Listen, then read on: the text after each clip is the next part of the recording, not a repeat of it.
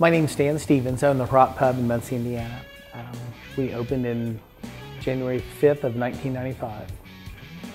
The Book of Beowulf, first Anglo-Saxon novel, 8th or 9th century.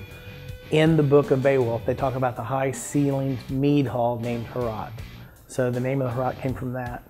The Viking longhouse on the second floor, the decorations, the round shields, the weapons are all designed to be after that time period. The dragon was made by a gentleman, Gary Clowers. He was contracted to make it, and if you've read all of Beowulf, at the end, Beowulf meets his mice when he fights a dragon, so that's thus the dragon. The shields, most of those were people that I fought against in the SEA. I really wanted the Heorot to be one of those friendly places where anybody could come in, anybody could have a good beer. We've always tried to keep our beer prices so that working men can come in. There was a tendency for a while for beer to get very snobbish when craft really started taking off the first time in the 90s. And it's went away from that now.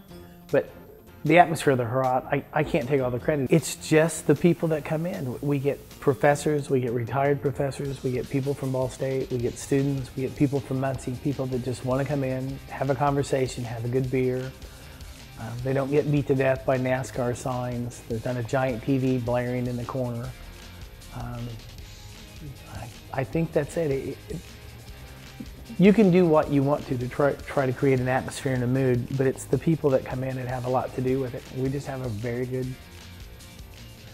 bunch of customers, just nice people that come in. During the ice storm several years ago, we let people sleep up here if their electricity was out.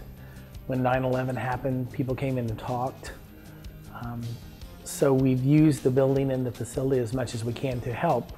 We do annual canned food drives for food banks, just part of what you do when you own a business. We do, the Longhouse has been used for several weddings, graduations. We even had a wake up here one time. The small room in the back, we have plays. People that want to do low budget, small cast plays, they're welcome to come here and do stuff. The room is available most of the time in the week so they can practice, and then we can work around out on the weekends so they can be up here. The Heorot really doesn't have any cliques. Anybody that comes in, unless they're causing trouble, is welcome here. It doesn't matter. Politics doesn't matter, church doesn't matter, color doesn't matter, it doesn't matter. If you want to have a good beer at a reasonable price and sit down, the Heorot's, it's a good place to show up at. There's just no clique, there's no defining moment or group where somebody determines everything that's going to happen in the evening. Sometimes it's business people, sometimes it's retired people. We have a lot of people from Meals on Wheels. They come in after their shifts, they'll stop by and get a beverage and stuff before they go home. Tom Tomlinson's a favorite of mine. Tim Kelly, both of those guys participate in that. I don't know. I can't tell you why everybody comes in. I'm just glad they do.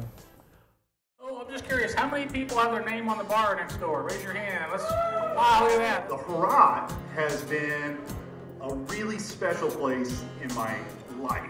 You know, it's just part of the tapestry of my life. The Heorot is a place, but it is the representation of a bunch of people. So Stan's vision and creativity, I mean, is literally hanging on the walls. I would like to congratulate you on your first 20 years and raise my glass to the next 20. So congratulations.